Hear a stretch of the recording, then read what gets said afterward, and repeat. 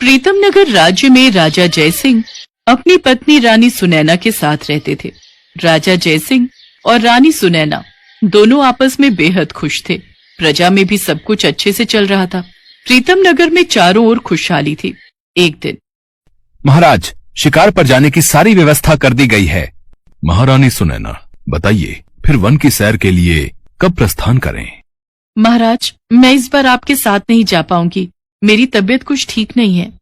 तो आपने पहले क्यों नहीं बताया? मैं वैद्य जी को अभी बुलवा लेता हूँ। नहीं महाराज, अगर मुझे आवश्यकता होगी तो मैं वैद्य जी को स्वयं बुला लूंगी। आप शिकार पर जाइए, मेरी बिल्कुल भी चिंता मत कीजिए। रानी सुनैना राजा जयसिंह को वन में भेज देती है। आखेट में तो बिल्कुल मन नहीं लग रहा।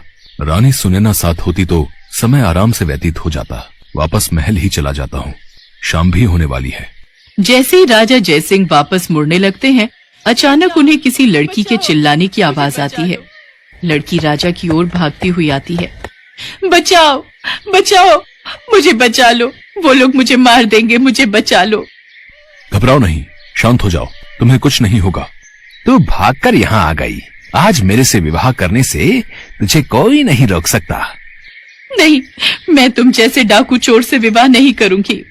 इस लड़की को हाथ भी मत लगाना। तुम जानते नहीं हो कि मैं कौन हूँ। कौन है तू? क्या यहाँ का राजा है जो इतने घमंड से बोल रहा है? सही पहचाना, मैं राजा जयसिंह हूँ। सैनिकों, पकड़ लो इन बदमाशों को। राजा जयसिंह की सच्चाई जानकर बदमाश डर जाते हैं और माफी मांगते हैं। राजा जयसिंह तरस खाकर उन्हें माफ कर देता है और बदमाश वहां से चले जाते हैं। अब घबराने की कोई बात नहीं है। वे लोग तुम्हें कुछ नहीं कहेंगे। तुम अपने घर जा सकती हो। अरे, अब तो वो लोग चले गए। तुम अब क्यों रो रही हो? महाराज, मैं इस दुनिया में बिल्कुल अकेली हूँ। मेरा इस दुनिया में कोई नहीं है, इसीलिए ये बदमाश मेरे पीछे पड़े रहते हैं। मेरे माता पिता दोनों का देहांत हो चुका है। आप तो यहाँ से चले जाएंगे, पर कब तक आप मुझ पर नजर रखेंगे? कब तक बचाएंगे?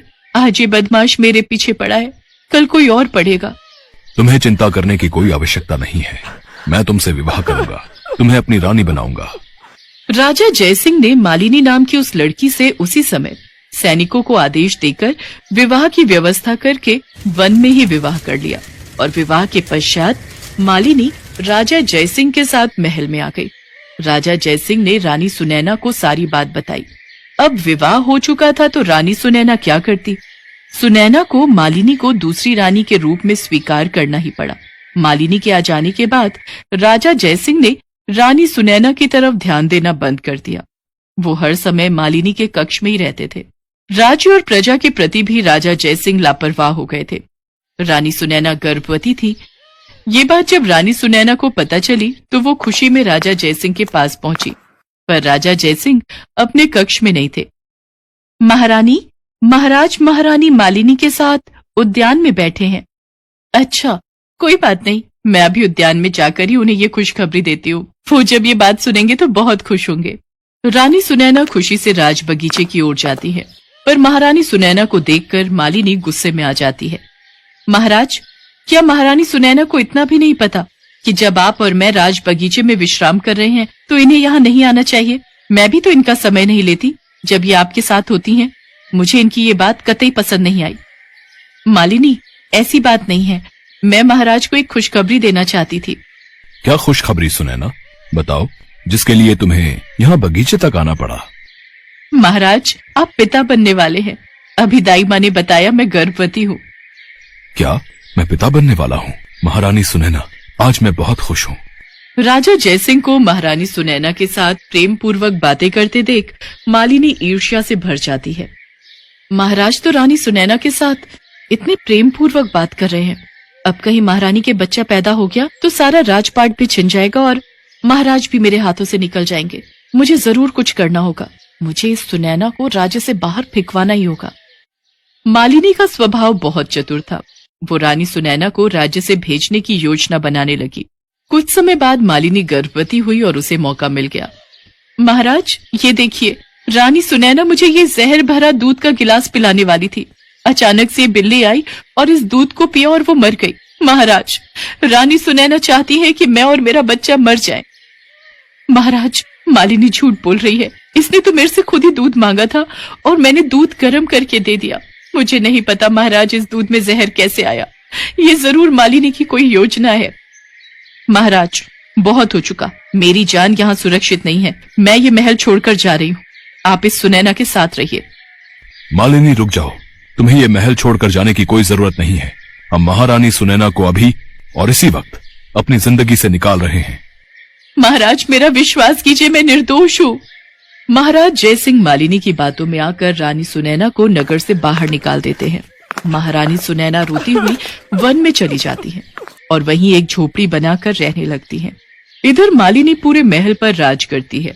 राजा जयसिंह को नशे की लत लग जाती है और वो मालिनी के प्रेम में मगन पूरे राजपाट को भूल जाते हैं। राजा जयसिंह की दोनों रानियों को पुत्र पैदा होता है। उधर महारानी सुनैना अपने बेटे चित्रसेन का वन में लालन पालन करती है। इधर मालिनी का बेटा महेंद्र महलों में पलने लगा। धीरे धीरे समय बीता और दोनों पुत्र जवान हो गए, पर महेंद्र बिल्कुल भी राज्य पर ध्यान नहीं देता था। राजा जयसिंह की उम्र हो चली थी। इसी बात का फायदा उठाकर पड़ोसी देश ने प्रीतम नगर पर आक्रमण कर दिया। माँ, मुझ में इतनी हिम्मत नहीं है कि मैं इतनी ताकतवर सेना से अकेले लड़ सकूं। पिताजी महाराज ने कब से सेना पर ध्यान नहीं दिया। हमारे पास सेना में कुछ भी सैनिक नहीं बचे हैं। सब सेना को छोड़कर भाग चुके हैं। अब तो एक ही रास्ता है कि मैं तुम्हें लेकर यहाँ से भाग जाऊं। जल्दी से जल्दी जितनी भी संपत्ति है वो राज्य के खजाने से उड़ा लो। वैसे भी अब ये राज्य हमारे हाथ से छिन जाएगा और तुम्हारे पिता का कोई भरोसा नहीं कब वो स्वर्ग सिधार जाए। यहीं बीमार पड़ा रहने दो, हम दोनों यहाँ से भाग जाते हैं। मालिनी अपने पुत्र महेंद्र सिंह के साथ राज्य के खजाने का काफी हिस्सा चुराकर भाग जाती है। राजा जयसिंह को जब ये बात पता चलती है तो वो फूट फूट कर रोने लगता है। महाराज, हमें लगता है अब हम पड़ोसी देश की सेना का मुकाबला नहीं कर पाएंगे। हमें ये राज्य पड़ोसी देश के राजा महर सिंह को देना ही होगा। सेनापति भद्रसेन, कौन करेगा अब हमारी मदद? इस राज्य को कौन बचाएगा? मैंने कितनी बड़ी गलती कर दी। मैंने अपने राज्य की सुरक्षा नहीं की। मैं जिस रानी के प्रेम जाल में डूबकर अपने राज्य को छोड़ बैठा था, आज वही रानी अपने पुत्र को लेकर यहाँ से भाग गई। धिक्कार है मुझे अपने राजा होने पर। हे ईश्वर, मैं अपने राज्य की रक्षा कैसे करूं? मेरी भुजाओं में इतनी ताकत नहीं कि मैं अकेला इस युद्ध में लड़ सकूं। अभी राजा जयसिंह दुख में डूबा ही हुआ था कि तभी कुछ सैनिक आकर राजा को खुशखबरी देते हैं। महाराज, एक बहुत ही साहसी युवक घोड़े पर सवार कुछ और युवकों के साथ युद्ध में उतर गया है और वो दुश्मन सेना को धूल चटा रहा है। कौन है वो युवक और मेरी मदद क्यों कर रहा है? तभी महारानी सुनैना कक्ष में प्रवेश करती हैं। महाराज, वो युवक कोई और नहीं, आपका पुत्र चित्रसेन है। चित्रसेन राज्य को कुछ नहीं होने देगा। उसकी रगों में आपका खून दौड़ रहा है और वो अपने राज्य को दुश्मन राज्य के हाथों में कभी नहीं जाने देगा। महारानी सुनैना, मुझे माफ कर दो। मैंने तुम्हारे साथ कितना गलत सलूक किया और आज तुम सब कुछ भूलकर राज्य की सुरक्षा के लिए हमारे पुत्र के साथ लौट आई। राजा जयसिंह का पुत्र चित्रसेन दुश्मन राज्य की सेना को हरा देता है और प्रीतम नगर को जीत हासिल होती है। माँ, पिताश्री, हमारी जीत हुई। मेरा पुत्र, मेरा राजकुमार कितना बड़ा हो गया। मुझे माफ कर दे मेरे बेटे। चित्रसेन अपने पिता के गले लग जाता है। राजा जयसिंह को अपनी गलती का एहसास था। मालिनी और महेंद्र सिंह को जब सच्चाई पता चली तो वो वापस लौटे, पर राजा जयसिंह ने उन्हें राज्य में घुसने नहीं दिया। राजा जयसिंह महारानी सुनैना और अपने पुत्र चित्रसेन के साथ फिर से खुशी खुशी अपना जीवन बिताने लगे।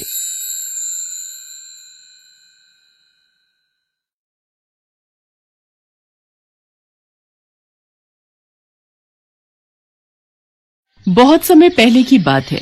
विशाल नगर में राजा कृष्णदेव राय राज्य करते थे। उनके पास सब कुछ था, बस एक चिंता थी कि उनके घर कोई संतान नहीं थी। उनकी पत्नी सोमलता भी इस बात से बहुत दुखी थी। एक बार सोमलता अपने बाग में एक तालाब के पास टहल रही थी। वहीं एक सांप एक मेंढक को निगलने के लिए उसके पीछे पड़ा था और मेंढक टर्र टर्र की आवाज से अपने आप को बचाने की कोशिश कर रहा था। अरे, ये इतनी तेज आवाज! ये तो किसी मेंढक के शोर की आवाज है। ये सांप इसे खा जाएगा। मुझे इस मेंढक को बचाना होगा। रानी एक डंडे की सहायता से सांप को डराती है और सांप मेंढक को छोड़कर झाड़ियों में भाग जाता है। शुक्रिया रानी, आज तुमने मेरी जान बचाकर मुझ पर बहुत उपकार किया है। नहीं तो मेरी पत्नी और बच्चे मुझे वापस न लौटा देख बहुत दुखी होते आज तुमने मेरी जान बचाई है। भगवान करे तुम्हारे मन की इच्छा जल्दी पूरी हो। इतना कहकर वो मेंढक वापस तालाब में चला गया। रानी की तो एक ही इच्छा थी कि उसे संतान सुख की प्राप्ति हो, और मेंढक के कहे अनुसार रानी की इच्छा जल्दी पूरी हो गई और वो गर्भवती हो गई। कुछ समय पश्चात रानी ने एक बहुत ही सुंदर और प्यारी सी बेटी को जन्म दिया।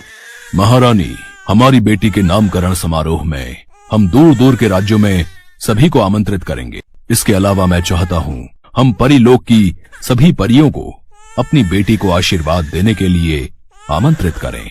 ये तो बहुत उत्तम विचार है महाराज। तो ठीक है, मैं दूर दूर के राज्यों में सभी राजा महाराजा को आमंत्रित करने के लिए सेनापति को भेज देता हूँ और परीलोक में भी सबको आमंत्रित करता हूँ। राजा कृष्णदेव राय परीलोक में सभी परियों को आमंत्रित करने चले जाते हैं, पर भूल से वो काली परी को आमंत्रित करना भूल जाते हैं। राजकुमारी के नामकरण संस्कार पर सभी परियां और दूर दूर के राजा महाराजा शामिल होते हैं। काली परी जब सब परियों को वहां गया देखती है तो वो क्रोध में आ जाती है और राजमहल पहुंचती है। राजा कृष्णदेव राय, तुमने सब परियों को आमंत्रित कर दिया पर मुझे बुलाना भूल गए। काली परी, ऐसी बात नहीं है, मुझसे भूल हो गई, मुझे क्षमा कीजिए। जब मैं परियों को आमंत्रित करने गया था तब आप मुझे महल में दिखाई नहीं दी। मैं कुछ नहीं जानती, इस भूल की कोई क्षमा नहीं है। तुमने मुझे आमंत्रित नहीं किया, मेरा अपमान किया, इसलिए मैं तुम्हारी बेटी को श्राप देती हूँ कि ये इसी समय काली हो जाए, इसका रंग काला हो जाए और कोई भी इसे पसंद न करे। नहीं नहीं काली परी, ऐसा मत करो, मेरी बेटी का इसमें कोई दोष नहीं। तुम मेरी फूल सी बच्ची को क्यों सजा दे रही हो? काली परी, मेरी भूल की सजा मेरी बेटी को मत दो, इसे श्राप मुक्त कर दो। राजा और रानी काली परी से क्षमा मांगने लगे और बाकी परियां भी काली परी को समझाने लगी। तब काली परी बोली, मैं अपना श्राप तो वापस नहीं ले सकती, पर इसका असर कम कर सकती हूँ।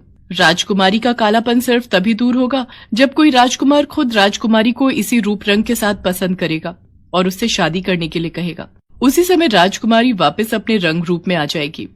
इतना कहते ही काली परी वहां से चली गई। राजकुमारी के नामकरण संस्कार की विधि संपूर्ण हुई और राजकुमारी का नाम काजल रखा गया। उसके पश्चात सब मेहमान अपने अपने देश वापस चले गए। धीरे धीरे राजकुमारी काजल बड़ी होने लगी। काले रंग की वजह से सब लोग राजकुमारी का मजाक उड़ाते थे और उससे नफरत करते थे। राजकुमारी काजल, तुम कितनी काली हो, तुम पर तो कोई भी वेशभूषा सुंदर ही नहीं लगती। अगर ये इतने सुंदर सुंदर कपड़े और गहने हमारे पास होते ना तो हम तुमसे ज्यादा सुंदर लगती। अरे राजकुमारी काजल को कुछ मत कहो, नहीं तो ये राजा रानी को हमारी शिकायत लगा देगी। हमारे माता पिता ने मना करा है कि हम राजकुमारी के साथ ना खेलें, नहीं तो राजा रानी हमें सजा दे देंगे। चलो चलो, हमें इसके साथ नहीं खेलना। नहीं, मैं माताश्री पिताश्री को कुछ नहीं कहूंगी, तुम सब मेरे साथ खेलो, मुझे तुम्हारे साथ खेलना है, रुको। राजकुमारी काजल की बात कोई भी सहेली नहीं सुनती, वो सब वहाँ से चली जाती हैं। राजकुमारी काजल रोती हुई महल में आती है। माँ, मेरा रंग काला क्यों है? मेरी कोई सहेली मेरे से बात नहीं करती, सब मुझसे नफरत करते हैं। चुप हो जा मेरी बच्ची, हमें कभी भी किसी की बात का बुरा नहीं मानना चाहिए। हम दूसरों को नहीं समझा सकते, पर हम अपने आप को तो समझा ही सकते हैं ना। इसलिए किसी बात को अपने मन पर मत लगाओ और तुम मेरे पास बैठो, मैं तुम्हें कहानी सुनाती हूँ।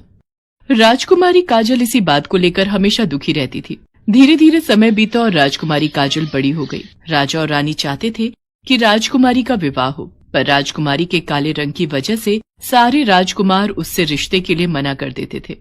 क्या करें महारानी, हमारी बेटी से कोई भी राजकुमार शादी के लिए हाँ नहीं करता। उसके काले रंग को देखकर सब राजकुमार उससे विवाह के लिए मना कर देते हैं। इस बात की चिंता तो मुझे भी सता रही है। काली परी के श्राप से कब और कैसे मुक्त होगी हमारी बच्ची, ये तो वक्त ही बताएगा। वैसे राजकुमारी काजल है कहाँ? आज वो सुबह से ही दिखाई नहीं दे रही। और कहाँ जाना है, अपना मन हल्का करने के लिए वो जंगल में शिकार पर निकली है, और तो कोई उसका साथी है नहीं, इसलिए वो अकेली ही अपने दुख को मन में दबाए मन बहलाने शिकार पर चली जाती है। अरे राजकुमारी काजल कहाँ गई? लगता है वो किसी जानवर का पीछा करते हुए आगे चली गई हैं। अब तो एक ही रास्ता है, हम यही नदी किनारे बैठकर उनका इंतजार करते हैं। राजकुमारी काजल घोड़े पर सवार धनुष बाण हाथ में लिए शिकार का पीछा कर रही थी। अचानक राजकुमारी ने देखा एक नौजवान दो शेरों के बीच घिरा हुआ है और वो नौजवान निहत्था है। शेर उस पर हमला करने ही वाले थे कि तभी राजकुमारी काजल उनके बीच जमीन पर तीरों की बौछार से उन्हें डराती है, जिससे डरकर दोनों शेर जंगल की ओर भाग जाते हैं। लाइए, हाथ दीजिए। आप ठीक तो हैं?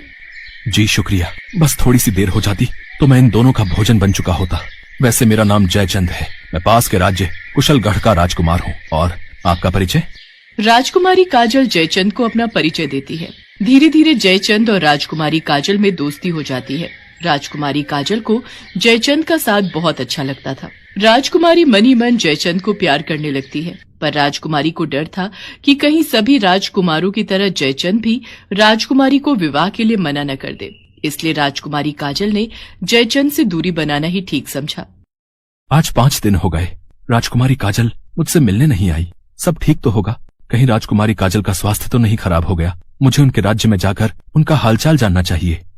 राजकुमार जयचंद राजकुमारी से मिलने महल जाता है तो उसे सारी सच्चाई पता चलती है।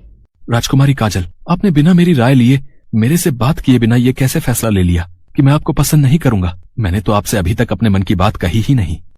राजकुमार जयचंद, इसीलिए आपसे ये बात नहीं की क्योंकि आप देखने में बहुत सुंदर हैं। आपको तो सुंदर राजकुमारियां अपने विवाह के लिए मिल जाएंगी, पर मैं आपके लायक नहीं हूँ, इसीलिए मैंने दूरी बना ली।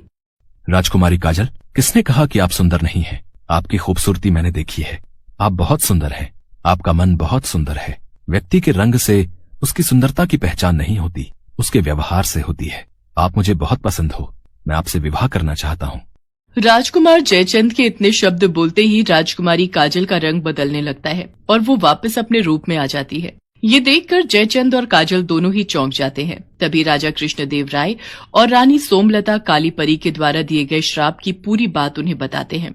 इसके पश्चात शुभ मुहूर्त में राजकुमारी काजल का विवाह पड़ोसी देश के राजकुमार जयचंद के साथ धूमधाम से संपन्न हो जाता है और खुशी खुशी राजकुमारी काजल अपने ससुराल विदा हो जाती है।